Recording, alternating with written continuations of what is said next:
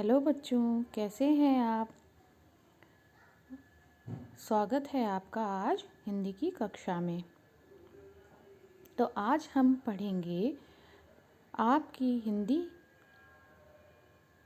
किताब के पाठ 14 को, जिसका नाम है अंगुली माल। ठीक है बच्चों, आओ पढ़ें। बच्चों आप सब महात्मा बुद्ध के बारे में जानते होंगे। ठीक है, घायल हंस की कहानी आप लोगों ने सुनी हो, नहीं सुनी तो आप पढ़ भी सकते हैं, नहीं तो कुछ मैं बता देती हूँ। घायल हंस, महात्मा बुद्ध पशु पक्षी सबकी बहुत रक्षा करते थे। एक बार उनको एक घायल हंस मिला जिसको कि तीर लगा हुआ था। उसकी सेवा करके उन्होंने उसको ठीक किया। और महात्मा बुद्ध का बचपन का नाम सिद्धार्थ था।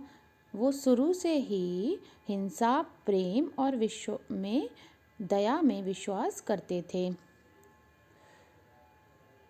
आज हम एक नाटक पढ़ेंगे, जैसा कि मैंने आपको पहले बताया, अंगुली माल। ठीक है, तो बच्चों हम देखेंगे इसमें कौन कौन से पात्र हैं। पात्र मतलब किरदार।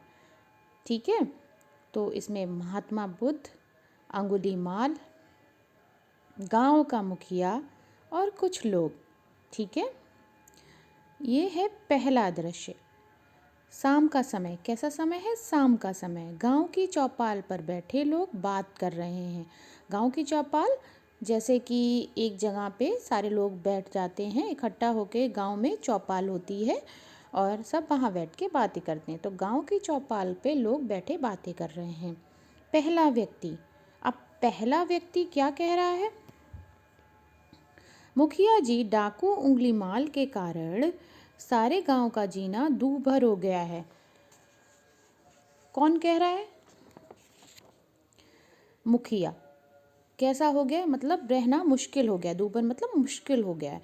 लोग जंगल की ओर जाने से डरते हैं। लोग अंगुली माल की वजह से, जो कि एक डाकू है, उसकी वजह से लोग जंगल में जाना नहीं चाहते। दूसरा व्यक्ति, हाँ भैया, ये डाकू है ही इतना क्रूर। क्रूर मतलब बहुत ही बुरा, बहुत ही सबको सताने वाला।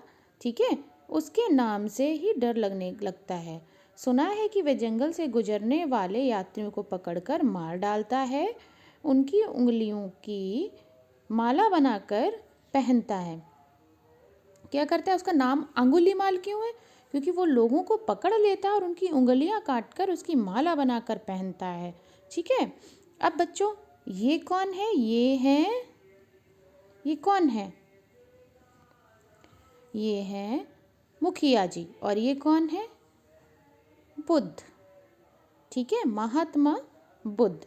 ठीक है, चलिए आगे देखते हैं।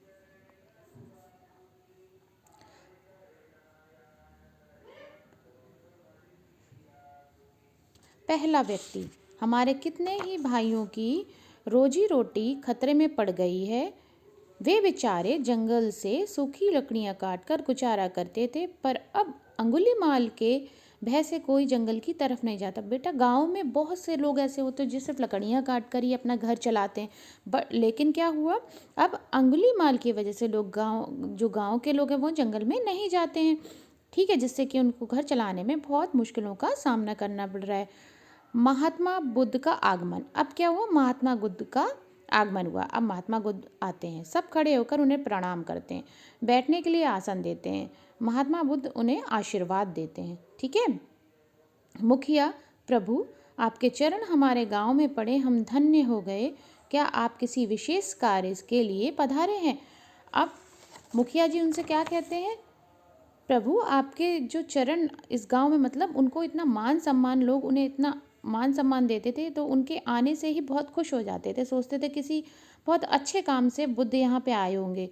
ठीक है, तो क्या हो गया? किसी विशेष यानी खास।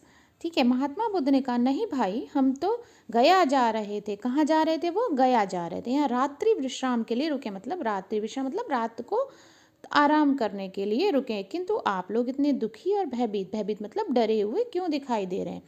ठीक है। मुखिया, प्रभु पास ही जंगल में डाकू अंगुलीमाल ने उत्पात मचा रखा है। मुखिया क्या कहते हैं बुद्ध से?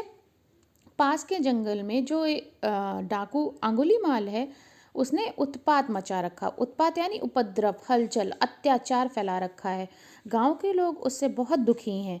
आपसे भी प्रार्थना है कि आप जंगल से होकर यात्रा न करें। तो मुखिया कहते हैं, प्रभु आप भी जंगल से मत जाइएगा, किसी दूसरे रास्ते से चले जाइएगा। महात्मा बुद्ध, आप लोग चिंता ना कीजिए, अंगुलीमाल हमारा कुछ ना बिगाड़ेगा, हम उसे अवश्य भेंट करेंगे, आप निश्चिंत हो जाइए।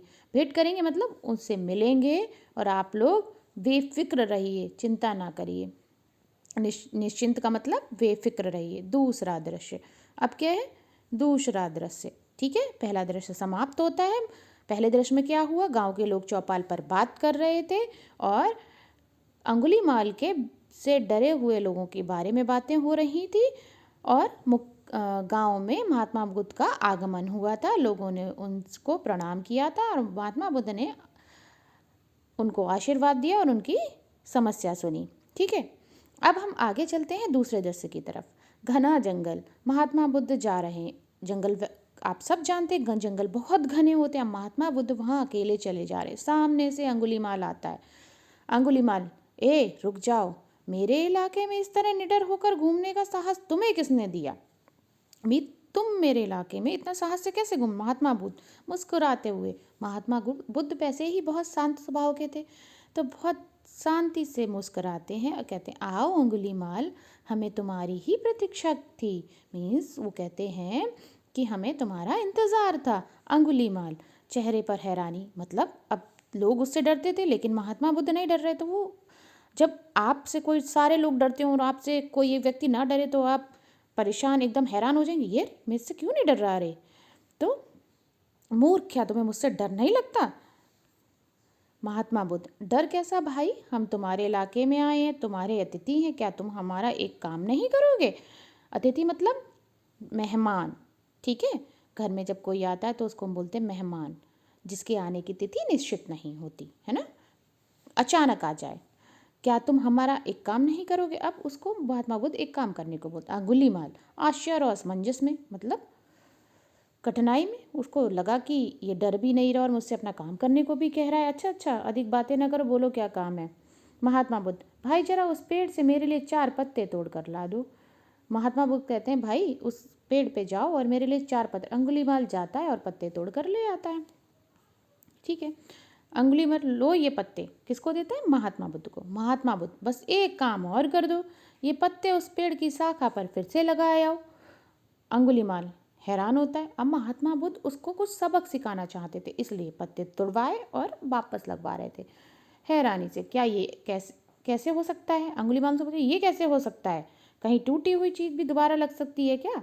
क्या टूटा हुआ पत्ता दोबारा शाखा पे लगता है? महात्मा बुद्ध बड़े ही प्रेम से, देखा, तुमने टूटी हुई चीज़ दोबारा नहीं जुड़ सकती है ना। तुम लोगों के सिर काटते हो, क्या तुम उन्हें दोबारा जोड़ सकते हो? नहीं ना। तब तुम लोगों की हत्या क्यों करते हो? जब हम दूसरे को जीवन दे नहीं सकते तो हम उनके प्राण लेने का कोई अधिकार नहीं। बेटा, जब इस कहानी से हम ये भी शिक्षा मिलती है, जब हम किसी का अच्छा नहीं कर सकते, अगर हम किसी का भला नहीं कर सकते, किसी को खुशी नहीं दे सकते, तो कम से कम उसको दुख तो ना दें, उससे उसकी खुशियाँ तो ना छीनें, उसे कष्ट तो ना दें। ये महात्मा बुद्ध कहते थे और यही हमें भी अपने जीवन में अपनाना चाहिए। अगर हम किसी को प्रेम, किसी को सुख या किसी को रेस्पेक्ट नहीं कर सकते तो हमें उनको दुखी भी नहीं करना चाहिए। ठीक है बच्चों। अंगुलीमाल महात्मा बुद्ध के चरणों में गिर जाता है। अब अंगुलीमाल को अपनी गलती का एहसास होता है। ये देखिए, अंगुलीमाल कहाँ है? महात्मा बुद्ध के चरणों में। ठीक है। प्रभु मुझे माफ़ कर दो, क्षमा यानी माफ़ कर दो, मुझसे पाप हुआ, आपने मेरी आंखें खोल दी, यानी मुझे ज्ञान देना, सावधान किया, ज्ञान दिया और मुझे एक अच्छा रास्ता दिखाया। हे प्रभु, आप मुझे सही राह दिखाइए, मैं भटक गया था। और उस आंखों में आंसू ले आता है और रोने लगता है। महात्मा बुद्ध, उठो अंगुलीमाल, मार काट और हिंसा छोड़कर प्रेम के रास्तों को अपनाओ। मतलब गलत चीज़ों को छोड़ दो। हमें भी अपने जीवन में कभी भी गलत चीज़ों को नहीं अपनाना चाहिए। दूसरे के साथ हिंसा का व्यवहार नहीं करना, लूट पाट, चोरी डकैती, मार लड़ाई, ये झगड़े, ये सब कुछ नहीं करना चाहिए। हर किसी के साथ प्रेम से रहना चाहिए, किसी को अपना दुश्मन समझ के नहीं चलना चाहिए, ठीक है। दूसरों की मदद करने और सेवा करने का ही सच्चा सुख प्राप्त होता है। इसी में तुम्हारा और सबका कल्याण मतलब सबका भला, कल्याण मतलब भला, मंगल, अच्छा होगा। कंधे से पकड़कर उंगलीमाल को उठाते। अंगुलीमाल हाथ जोड़कर, आज से मैं आपके बताए रास्ते पर ही चलूँगा। अंगुलीमाल क्या कहता है? प्रभु, आज से मैं आपके बताए रास्ते पर ही चलूँगा। आप अपनी तलवार और वह अपनी तलवार और गले में पड़ी उंगलियों की माला उतार कर देता है। क्या करता है उंगलीमाल? अपने गले से तलवार और उंगलियों की माला उतार कर फेंक देता है। इस प्रकार से ये नाटक खत्म होता है। और बच्चों, हमें क्या सीखने को मिला? हमें कभी किसी का बुरा नहीं करना चाहिए और कभी किसी के साथ अन्याय नहीं करना चाहिए, लड़ाई नहीं करनी चाहिए, किसी को दुख नहीं देना चाहिए और हमेशा सबके साथ प्रेम का व्यवहार करना चाहिए और हर किसी की मदद करनी चाहिए, है ना। तो आज की कक्षा बस यहीं तक। कल हम फिर से अंगुलीमाल पाठ का अभ्यास कार्य करेंगे, है ना। और अगर आपको कोई भी डाउट हो तो आप हमसे डाउट सेशन में पूछ सकते हैं। अच्छा बच्चों, आप इसको खुद से पढ़ें, समझें, ठीक है बच्चों। Thank you.